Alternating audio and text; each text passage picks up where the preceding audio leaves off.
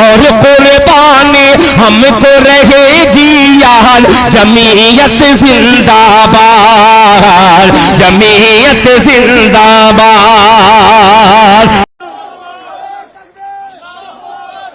हक के लिए तुम उठोगे तो अल्लाह तुम्हें कभी मायूस नहीं करेगा, अल्लाह तुम्हें कभी जलील नहीं करेगा।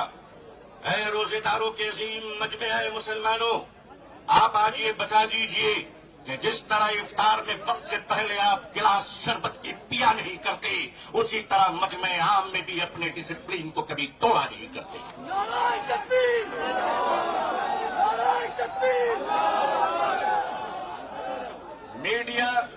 मीडिया का काम है आपसे पूछना, आपका काम है बिल्कुल खामोश रहना।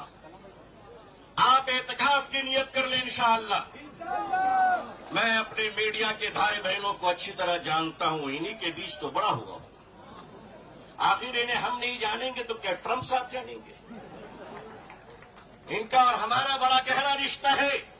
लेकिन आपको ये बता देना चाहते हैं, हम यहां लड़ने या हुकूमत को धमकाने या किसी समुदाय विशेष को ललकारने के लिए नहीं आए हैं, बल्कि जंतर मंतर पर लोकतंत्र और संविधान में दिए गए अपने अधिकार के रक्षा के लिए आए हैं।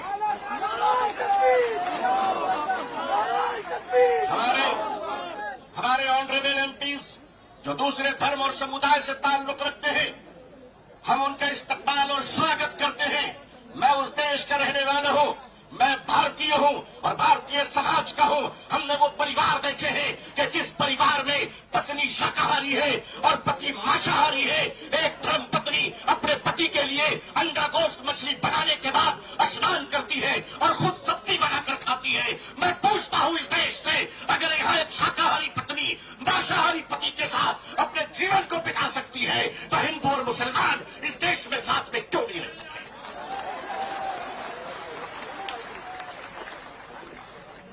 सिर्फ हमारे साथ इफ्तार अच्छा लगता है, सिर्फ हमारे साथ इफ्तार अच्छा लगता है। हमारे माननीय प्रधानमंत्री जी क्या प्यारे लगते हैं जब कोई तशरीफ ले जाते हैं।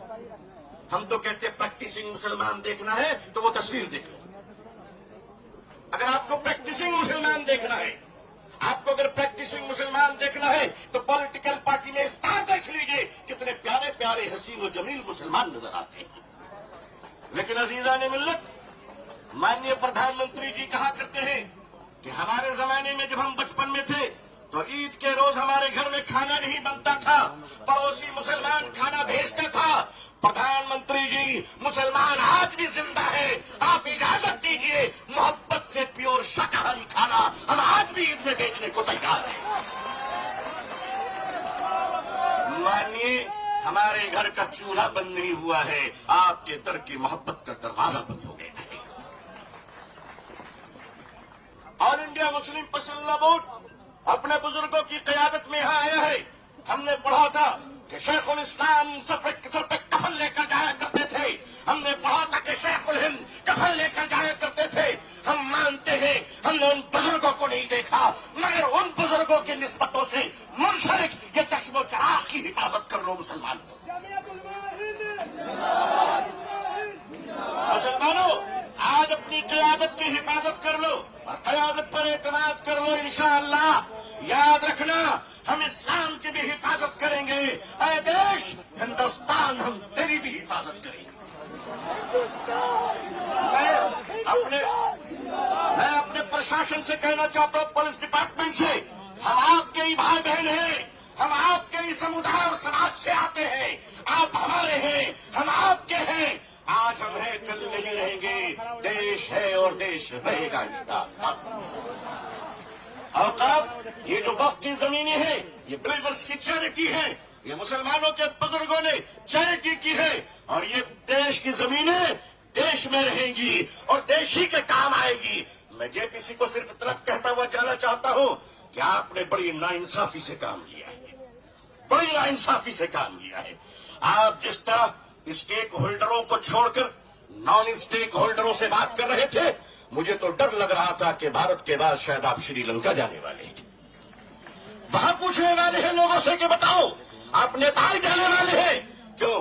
भारत में बांग्लादेश की हसीना अच्छी लगती है, हिंदुस्तान का हुसैन भाई अच्छा नहीं लगता, नहीं अच्छा लगता। आखिर हम आपके हैं, आप हमारे हैं। आइए हम देश को एक पावरफुल शक्ति बनाएं, भारत को एक गौरवशाली देश बनाएं। हिंदुस्तान जिंदाबाद, हिंदुस्तान जिंदाबाद, all India Muslim personal board जिंदाबाद, मुसलमान जिंदाबाद, इस्लाम इस्लाम जिंदाबाद। बहुत बहुत शुक्रिया, बहुत बहुत शुक्रिया। अस्सलाम वालेकुम रहमतुल्लाह।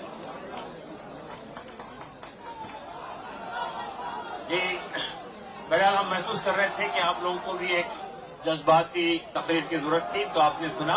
अब मैं सीपीआई एमएल के दीपांकर भट्टाचार्य जी से गुजारिश करता हूं, जो जनरल सेक्रेटरी हैं, वो तशरीफ लाए हैं इसी प्रोग्राम के लिए, और जो उधर ऊपर चढ़ रहे हैं वो नीचे आ जाएं। आप लोग नीचे आ जाइए, ऊपर मत चढ़िए। दीपांकर भट्टाचार्य जी। शुक्रिया। आज इस सवाल को लेकर के आप सब लोग यहाँ इकट्ठे हुए हैं, ये हम सब लोगों का साझा सवाल है। इस संशोधन बिल के खिलाफ हमारी पार्टी ने भी पोजीशन लिया है, और पार्लियामेंट के अंदर भी हमारे जो 2 मेंबर पार्लियामेंट हैं उन्होंने भी पोजीशन लिया है। और मुझे जानकारी है कि अपोजिशन की बहुत सारे पार्टीज ने जो इसके लिए जेपीसी बनाई गई थी उसमें भी बातें गई थी, लेकिन उनकी तमाम बातों को दरकिनार करके जिस तरह से इस देश में बुलडोजर राज चल रहा है, इस बिल को भी बुलडोज कर देने की पूरी साजिश चल रही है। इस साजिश के खिलाफ आज हम सब लोग यहाँ जमा हुए हैं, और मुझे लगता है कि इस समय ये सवाल हमने तमाम स्पीकरों को सुना, और बिल्कुल ये सही बात है कि ये वक्त की जो जमीन है उसका निश्चित तौर पर सीधा जो ताल्लुकात है वो मुस्लिम कम्युनिटी से है, कलेक्टिव चैरिटी और वेलफेयर के साथ है। लेकिन ये जो सवाल है, ये सवाल इस समय सिर्फ किसी एक कम्युनिटी का सवाल नहीं है। आज हम लोग देख रहे हैं कि जो भारत में जिस फासीवाद के दौर से हम गुजर रहे हैं, ये एक एक करके मुद्दों को चुनते हैं, एक एक तबकों को टारगेट करते हैं, और सबको अलग अलग करके बांट करके अपना पूरा मकसद पूरा करता है। इसीलिए आज हमें सबको एक दूसरे के साथ खड़े होने, हर तरह के जुल्म के खिलाफ, हर तरह के नाइंसाफी के खिलाफ एक साथ खड़े होकर के प्रोटेस्ट करने की जरूरत है और अपना हक जताने की जरूरत है। मुझे लगता है इस समय 2 बड़े सवाल हैं। एक तो सवाल जमीन का है, इस देश में जमीन पर नजर है, जमीन कब्जा करने के लिए, उसको हड़पने के लिए। ये बात किसानों को अच्छी तरह से समझ में आती है। इतना बड़ा जो किसान आंदोलन खड़ा हुआ था इस पूरे देश में, भूमि अधिग्रहण के खिलाफ, हर जगह जहां किसान लड़ते हैं वो अपनी जमीन बचाने के लिए, खेती बचाने के लिए लड़ते हैं, कॉर्पोरेट का कब्जा, उस कब्जे को रोकने के लिए लड़ते हैं। आदिवासी लड़ते हैं इस देश के अंदर अपने जल जंगल जमीन, उसकी हिफाजत करने के लिए, उसकी रक्षा करने के लिए। हमें समझना चाहिए ये भी जमीन का सवाल है। ये भले ही एक किसी समुदाय के लिए इस्तेमाल के लिए है, लेकिन ये हिंदुस्तान की जमीन को बचाने की जो लड़ाई है इस समय, मैं पूरे देश के किसानों से भी कहूंगा कि इसको जमीन के सवाल के रूप में देखिए, इसको पूरे यहाँ देश के जमीन बचाने की लड़ाई के रूप में देखिए। अगर आप अपनी जमीन बचाने के लिए लड़ते हैं तो इस समय पूरे के पूरे समुदाय के लोग जो अपनी पहचान और अपनी जमीन बचाने के लिए इकट्ठे हुए हैं, उनका साथ दीजिए, इसको जमीन बचाने की साझा लड़ाई इस देश के अंदर बना डालिए। हम कहेंगे कि हमारे कॉन्स्टिट्यूशन के ऊपर ही हमला है, ये हमारे पूरे एक स्वायत्त संस्था है, किसी भी देश के तमाम स्वायत्त संस्थाओं पर हमले हो रहे हैं, उनकी सारी स्वायत्तता छीनी जा रही है, और हर जगह स्टेट की दखलंदाजी है, स्टेट का दबदबा है इस समय। अभी हमने उत्तराखंड में देखा है जहां पहला प्रयोग हुआ है यूनिफॉर्म सिविल कोड का, और वो यूनिफॉर्म सिविल कोड का जो प्रयोग वहां हो रहा है उससे बात बिल्कुल साफ है कि बात ये करेंगे, इनको लग रहा है कि इससे हम मुसलमानों को परेशान कर देंगे, उनके हक को छीनेंगे। लेकिन परेशान कौन हो रहे हैं? इस हिंदुस्तान के हर वो सिटीजन परेशान हो रहा है जो कॉन्स्टिट्यूशन के हिसाब से अपनी जिंदगी जीना चाहते हैं। कॉन्स्टिट्यूशन में हमें जितनी आजादी मिली है, वो रिलीजियस फ्रीडम भी है, वो अपने बारे में, जीवन के बारे में फैसला करने का भी है, वो प्यार की भी आजादी है। और आज हम देख रहे हैं कि वहां रजिस्ट्रेशन के नाम पर पूरे टोटल जो एक इंडिविजुअल की लिबर्टी है, लोगों की प्राइवेट जिंदगी है, उसमें अभी पूरे सरकार की ओर से दखल देने की साजिश चल रही है। अभी इनकम टैक्स के मामले में आप देख लीजिए, इनकम टैक्स रिटर्न के मामले में वो कह रहे हैं कि आपके सारे नागरिकों के ईमेल से लेकर के आपके तमाम जो निजी चीजें हैं उस पर दखल देने की सरकार की कोशिश है। तो एक जगह हम सरकार को अगर मौका दे देंगे दखल देने के लिए, दखल अंदाजी करने के लिए, तो हर जगह घुसते चले जाएंगे और हर जगह घुस करके हमारी पूरी स्वायत्तता, इंडिविजुअल लिबर्टी, एक कम्युनिटी के अपने कलेक्टिव पहचान, उसकी आइडेंटिटी लिबर्टी, उसको खत्म करने पर ये आगे बढ़ जाएंगे। और इसीलिए हम तमाम लोगों से जो अपने अपने आइडेंटिटी बचाने के लिए, अपने अपने ऑटोनॉमी बचाने के लिए, अपने अपने कॉन्स्टिट्यूशनल स्टेटस और राइट्स को बचाने के लिए लोग लड़ रहे हैं, हम सबों से कहेंगे कि प्लीज इस सवाल को मुस्लिम सवाल मत समझिए। हमने देखा इस देश में जो सिटीजनशिप अमेंडमेंट एक्ट आया, उसको पहले शुरू में लोगों ने यही सोचा था कि शायद ये कम्युनिटी का कोई सवाल है, एक कम्युनिटी को नीचा दिखाने के लिए, एक कम्युनिटी को अलग करने के लिए किया गया।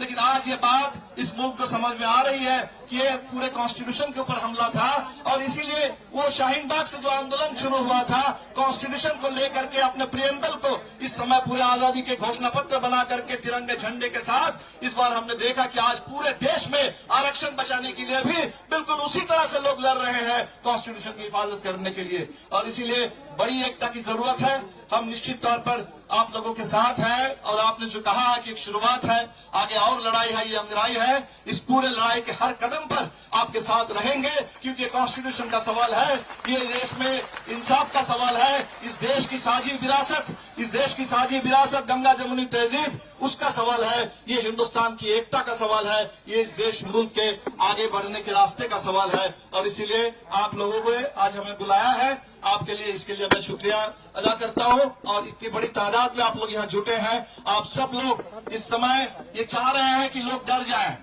ये डर का ही निजाम है, फांसीवाद और कुछ नहीं होता है, लोगों को डराने का निजाम है। हम किसी को डरना नहीं है इस देश के अंदर, हम सच के साथ है, संविधान के साथ है, एक दूसरे के साथ रहेंगे और डर के खिलाफ बिल्कुल अपने आवाज को बुलंद करते रहेंगे। खामोशी नहीं, आवाज बुलंद करने की जरूरत है, डर नहीं, इस समय साहस की जरूरत है, इस समय हम एकता की जरूरत है। हम सब लोग साथ हैं, लड़ेंगे, जीतेंगे।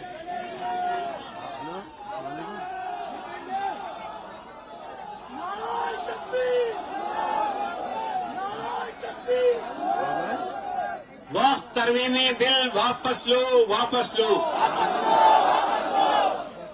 अभी भट्टाचार्य जी ने एक नारा दिया था, लड़ेंगे जीतेंगे। मैं कहता हूं लड़ेंगे, आप कहिए जीतेंगे। लड़ेंगे लड़ेंगे। दोस्तों और साथियों, भारतीय बहुजन अलायंस यहाँ के आदिवासी, दलित, ओबीसी तबकात का एक ऑल इंडिया प्लेटफॉर्म है। उसके बहुत ही अहम लीडर बेलाराम जी राजस्थान से इसी प्रोग्राम के लिए शिरकत करने के लिए आए हैं, जो भारतीय ट्राइबल पार्टी के अध्यक्ष हैं। मैं उनसे गुजारिश करता हूं कि संक्षेप में अपनी चंद बातें रखें।